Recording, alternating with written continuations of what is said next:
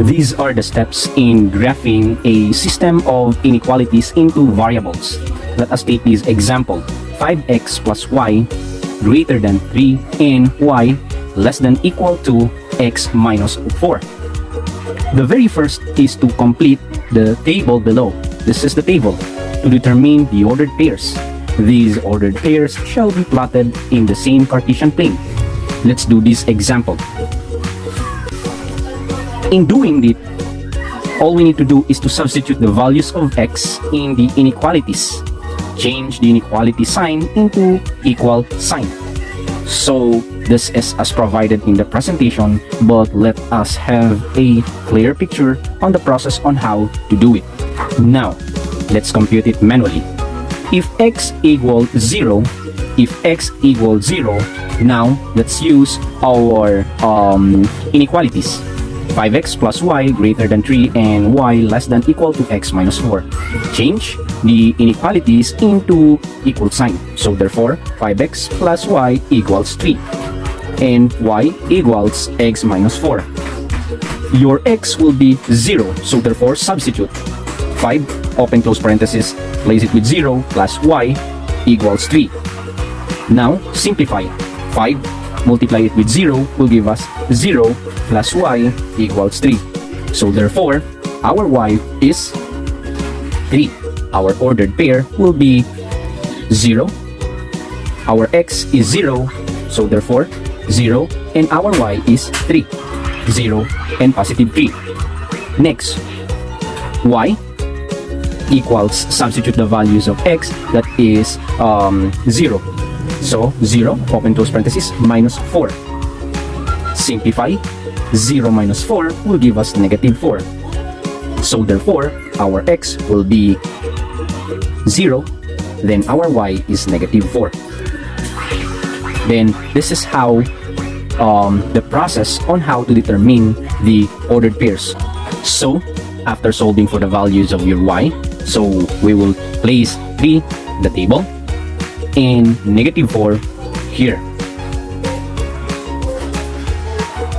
Now let's go to if x is equal to 1. If x is equal to 1, so as in the presentation, this process is presented.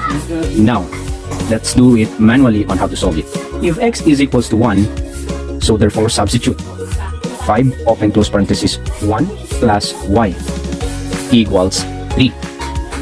We'll simplify. 5 times 1 will give us 5 plus y equals 3. Then combine all the numbers, so therefore y transpose 5 together with 3. Since 5 is positive, then it will become now negative. Then simplify again. 3 minus 5 will give us negative 2. So therefore, if x is 1, y is negative 2. Next, for the other one, y equals, if x is 1, so substitute, open close parenthesis, 1 minus 4. Simplify. 1 minus 4 will give us negative 3. Now, if x is 1, our y is negative 3. Now, here, if x is 1, then negative, and our y is negative 2. Place it in the table. Negative 2. Next, here, if x is 1, our y is negative 3. So place here, negative 3. The same process shall be applied to solve for the value of y if x is 2. The same thing. Copy the inequality. 5x plus y greater than 3, change it into equal sign. Substitute the value of x, so 5 times 2 will give us 10. Plus y, then simplify. Transpose 10 to the other side together with 3. So therefore, it will become negative 10. Simplify. 3 plus negative 10 will give us negative 7. So therefore, if x is 2, our y is negative 7. So again, here, if x is 2, and our y is negative 7. Next, the same. If x is 2, copy the inequality, substitute x, y will become 2 minus 4. Simplify. 2 minus 4 will give us negative 2. So therefore, if x is 2, our y is negative 2. That's how simple it is.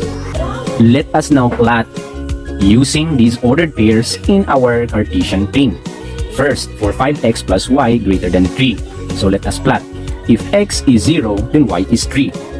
X is 0 and our y is positive 3. So therefore, here. Next, if x is 1, y is negative 2. If x is 1, positive 1, then our y is negative 2. Next, if our x is positive 2, then our y is negative 7, therefore, place it here. Take note. Draw the graph of each inequality on the same coordinate by plotting the ordered pairs. Connect points by drawing a solid line if the inequality is less than equal to and greater than equal to. And draw a broken line if the inequality is greater than or less than. In our inequality, it is 5x plus y greater than 3. So therefore, we will connect the lines by drawing a broken line. So, connect the points by drawing a broken line.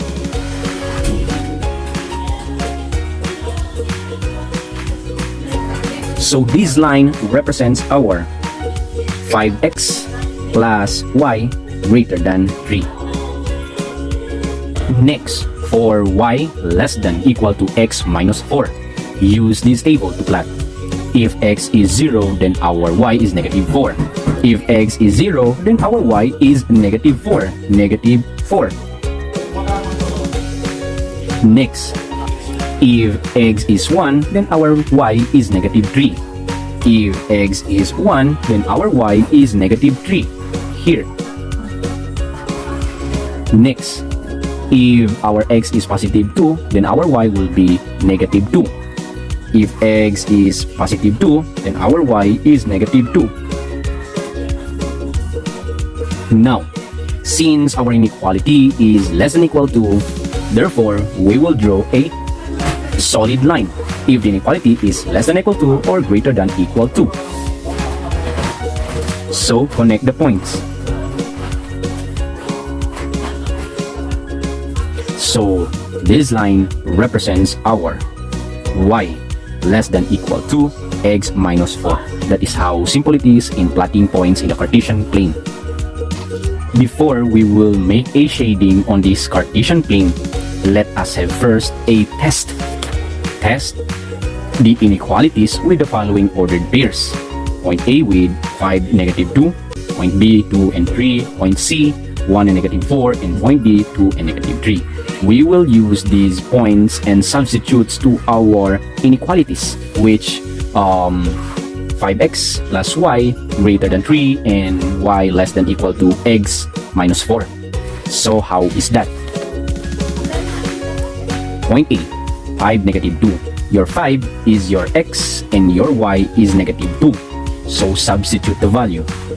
5 for your x, it's 5 plus your y, it's negative 2. Open close parenthesis, greater than 3. Then 5 times simplify. 5 times 5, it's 25. Plus negative 2. Greater than 3, 25. Plus negative 2 will give us 23. Greater than 3. 23 greater than 3 is true. That's how simple. Next, for the next inequality, your y, it's negative 2. Open close parenthesis, greater than equal to x. Your x is 5 minus 4. Copy, negative 2 less than equal to 5 minus 4 will give us 1. Negative 2 is less than equal to negative 1. So therefore, it is 2. Take note, negative numbers are less than the positive number. Even though 2 is greater than 1 or bigger than 1, but 2 is negative, it becomes lesser in value. So therefore, negative 2 is less than equal to 1. True. Therefore, we can say that point A, 5, negative 2 is a solution set of inequalities. So we will place solution. It is the solution of inequalities. Then what shall we do with it? get the graphing paper where we recently drawn or plot the points. So we will plot point A using another pen so that we will not be confused. So our point A is x is 5, your x is positive 5, and your y is negative 2. So therefore, your x is positive 5 and your y is negative 2. Negative 2. So this is our point A. That's how simple it is. Next, point B. Your 2 and 3. Your x here is 2 and your y here is 3. Substitute. 5 open close parenthesis. Your x is 2 plus your y is 3. Simplify this expression. 5 times 2 will give us 10 plus 3 greater than 3. 10 plus 3 will give us 13 greater than 3. Therefore, 13 is greater than 3. That is true. Next inequalities. Your y is 3. So therefore, substitute 3 less than equal to your x is 2 minus 4. Simplify. 3 less than equal to 2 negative 4 will give us negative 2.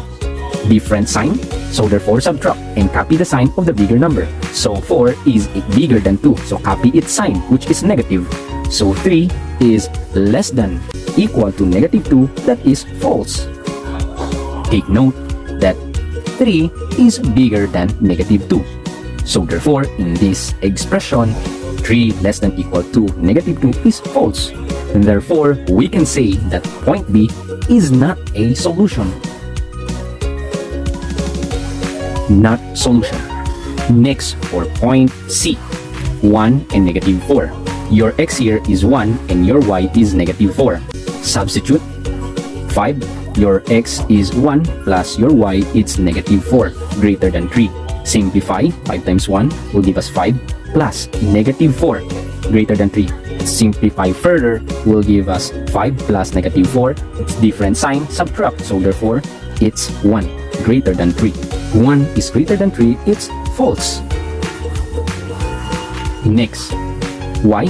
Our y is negative 4 less than equal to your x is 1 minus 4. Negative 4 is less than equal to 1 minus 4 will give us negative 3.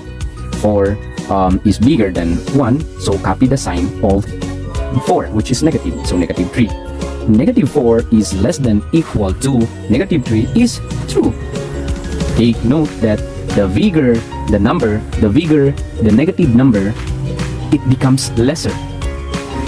Bigger the negative number, it becomes lesser in value. So therefore, negative 4 is less than equal to negative 3.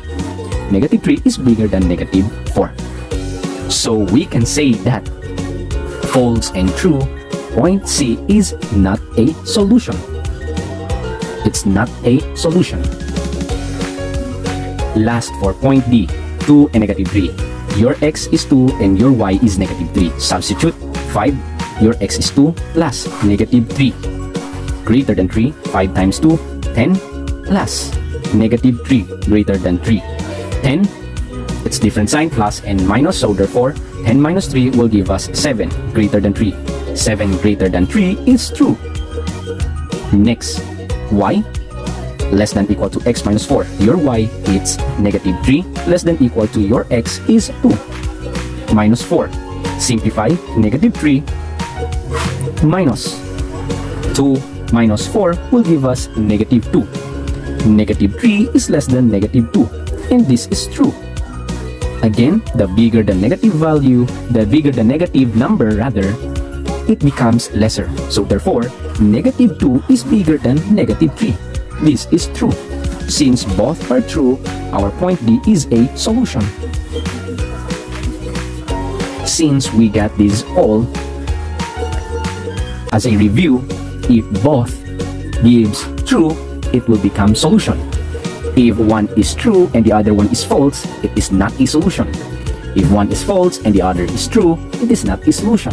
But again, if both are true, therefore, such point is a solution. Since we have determined the ordered pairs as solution or not, we will now plot these points. Earlier, we have plotted already point A in the Cartesian plane. Now, let's plot point B, 2 and 3. Your x is 2 and your y is 3. Your x is positive 2 and your y is positive 3. So this is your B. Next is point C. Your x is 1 and your y is negative 4. Your x is positive 1 and your y is negative 4. C. Last, point D, 2 and negative 3. Your x is positive 2 and your y is negative 3. Your x is positive 2 and your y is negative 3. Point D.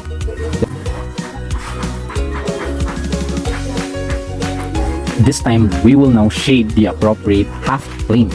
In shading, we will include the solution set of ordered pairs of the inequalities. So, by looking here, we will just only shade those points that includes the solution. So, in this example, we will shade which includes point C, point D, point A. That is the proper shading. Next, for the other one, we will shade which includes the ordered pair, point B, together with point D and point A. After shading, we can already interpret this graph, wherein point B is a solution of 5x plus y greater than 3, but not a solution of y less than equal to x minus 4. The same also with C. C is a solution of y less than equal to x minus 4, but not a solution to 5x plus y greater than 3. As you can observe, point A and point D are in overlapping of shades. Point A and point D are a graphical solution to the system of y less than equal to x minus 4 and 5x plus y greater than 3. By not looking on this graph, we can say that they are a solution from our computation, in which point A is a solution to 5x plus y greater than 3 and y less than equal to x minus 4. In point B, it's not. It is only a solution to only 5x plus y greater than 3, but not to y less than equal to x minus 4. So therefore, it's not a solution for the system because they are contradicting. Only a solution for 5x plus y greater than 3, but not a solution to y less than equal to x minus 4. In point C, it's only a solution to y less than equal to x minus 4, but not to 5x plus y greater than 3 because it gives false. Here, it gives 2. Here, it's only a solution, but not here. Lastly, point D, it's a solution for both 5x plus y greater than 3 and y less than equal to x minus 4 for both. That's how simple it is.